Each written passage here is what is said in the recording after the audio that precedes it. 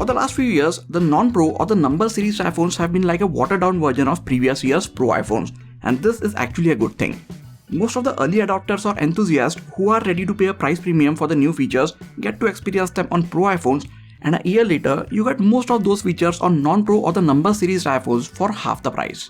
When I mention the price, I obviously mean the Indian price, because the price parity outside India between the Pro and non-Pro iPhones is much less. Hey guys, it's Sagar, and in this video, we are going to take a look at the iPhone 15. I bought this phone on the launch day, so it has been with me for over 8 months, which makes this my long-term review of this phone. During this time, I used this as my main phone for over 3 months, and it has been my wife's main phone for the remaining time. At the launch, it came in at 79,900 rupees, which I must agree is a huge investment for many people.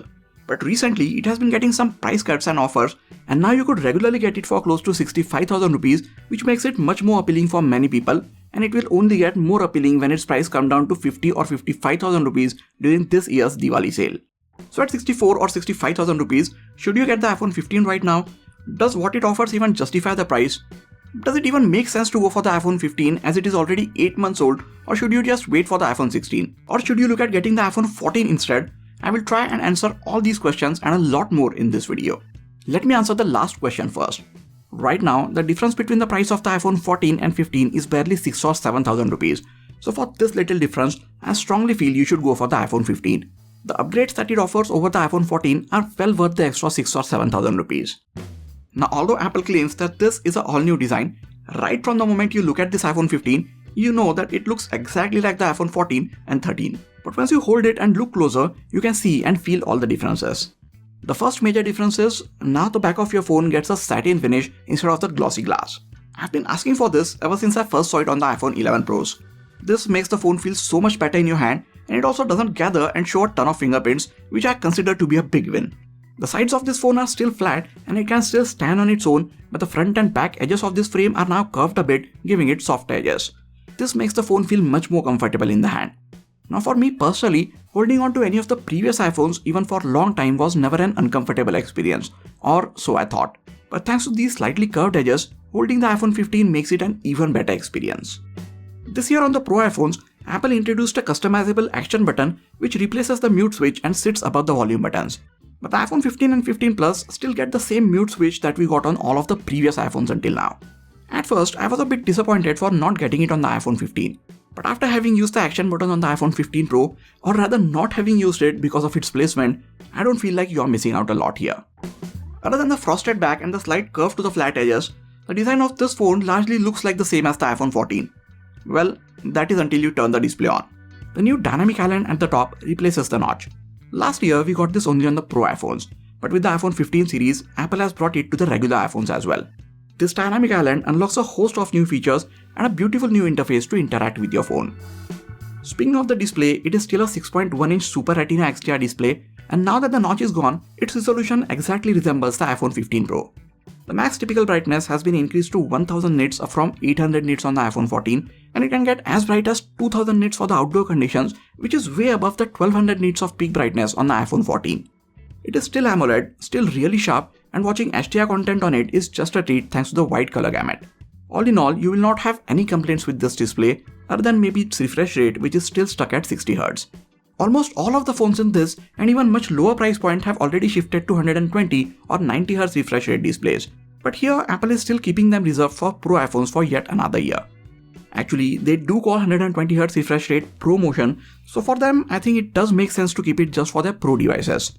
The iPhone Pro, iPad Pro, MacBook Pro all have it, and all of their remaining non-Pro devices are still stuck at 60Hz.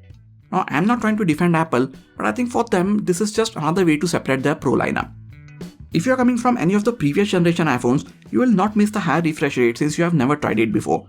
And even if you have tried it, I know for a fact that most of the average users actually can't tell a difference between 60 and 120Hz display. But when everyone has already moved on to high refresh rate displays, you can't help but feel left out. I always get a bit of heat in the comments whenever I say that most of the average users cannot tell a difference between the 120 and a 60Hz refresh rate display. But it is in fact true. I can tell the difference straight away, and I think some of you can as well, but there are many people who just can't. As always, Apple tells us that the glass on this phone is the most durable one in the market, and as always, I am not going to be the one to test that claim. I have seen a few people drop their iPhone 15 and although the glass at the front and back survived the drop, there were some very ugly and noticeable dents on the aluminium frame of the phone. So in an attempt to never be in that situation, the first thing that I do whenever I get a new phone is to put a case on it. This gives me a perfect segue to talk about today's sponsor, Buckle & Band. They are a UK-based company who designs and produces luxury accessories for your tech products. These are their full-grain genuine leather cases for your iPhone. These cases look amazing, they fit your phone perfectly and provide a great level of protection. There is a raised lip at the front and back so the display and the camera lenses always stay protected. All corners have a lot of protection and the buttons are actually made out of metal, which makes these cases feel even more premium. There is a soft leather lining on the inside which makes sure that the back glass of your phone doesn't gather any scratches, and these cases also have MagSafe magnets built in, so you can use it with any of the MagSafe accessories that you might have.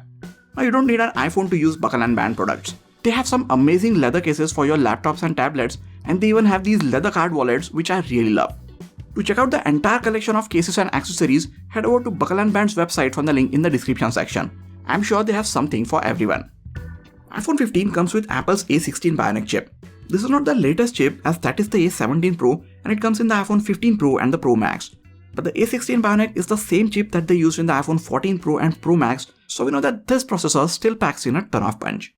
I think we are at a point now where we don't even need to talk about this phone's performance. No matter which task you throw at it, this phone will run through it like a hot knife cutting through butter. It actually packs in more power than you could possibly need. There is a lot of headroom on these chips, which helps these phones perform on their peak levels even after 4 to 5 years. So the performance is going to be the last thing you will ever have to worry about if you decide to go with this or any of the other iPhones for that matter. Now because of all that power, it does get a bit warm while performing some tasks.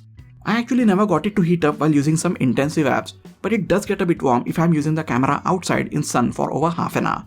It might be because right now we are in the middle of an unprecedented heat wave, and the only time I've seen it get hot is while using the camera outside and occasionally while charging it with a 30-watt charger or a wireless charger.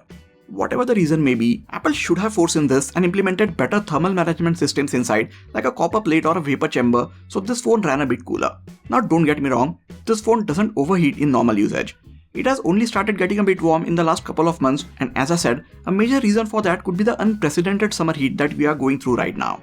Other than the hardware itself, iOS has been one of the key factors which drive most people to iPhones.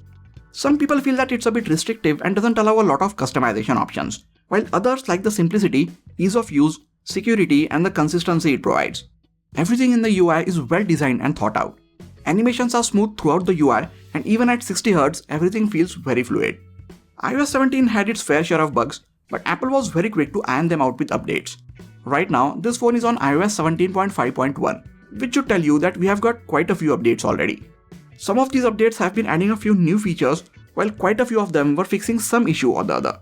So as many people would like you to believe otherwise, iOS is not flawless by any means. But if you encounter any major bugs, rest assured that Apple will take care of them ASAP.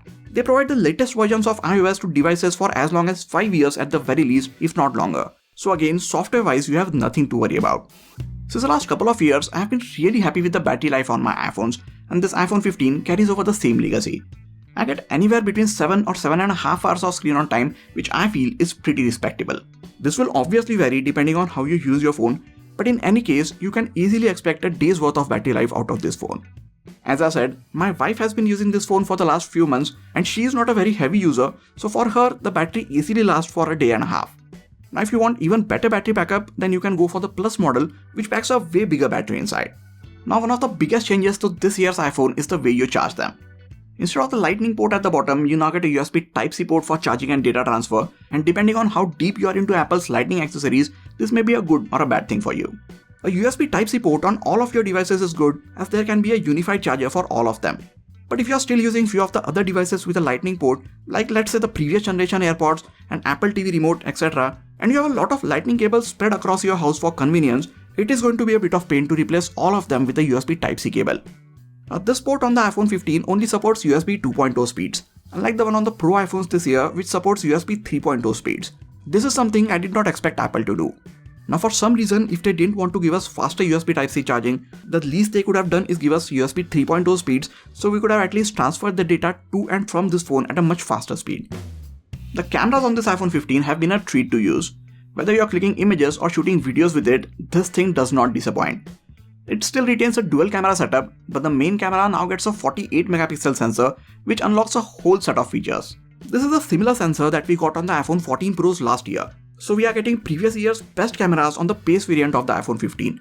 And now you can take 48 megapixel RAW images and 2x lossless zoomed in shots as well, which basically makes the dual cameras on this phone act like a triple camera setup.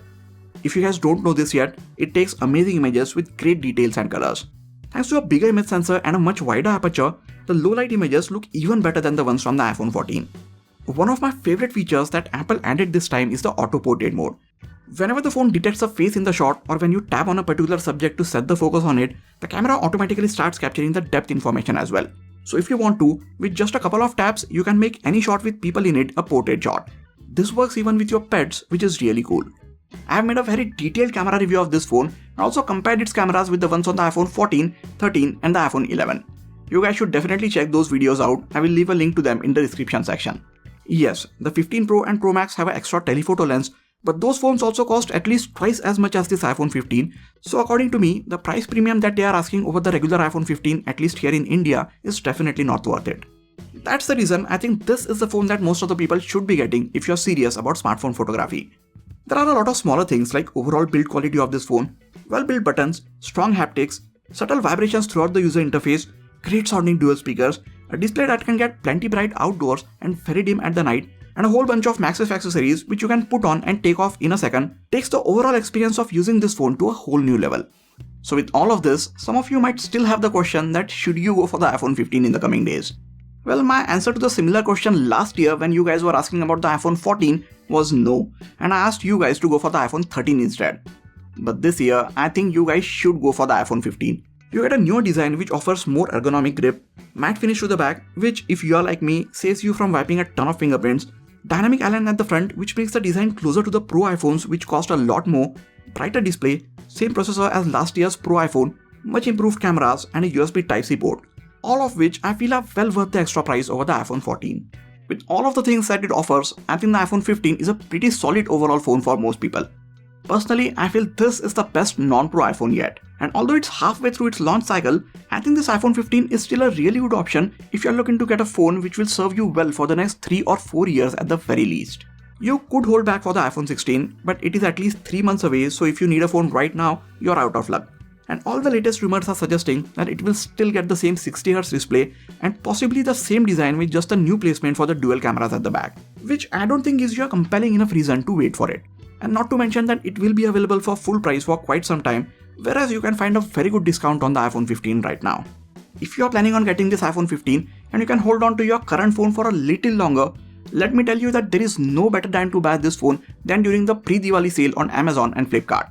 During that time, it can be going for as low as 50 to 55,000 rupees, which makes it a killer deal.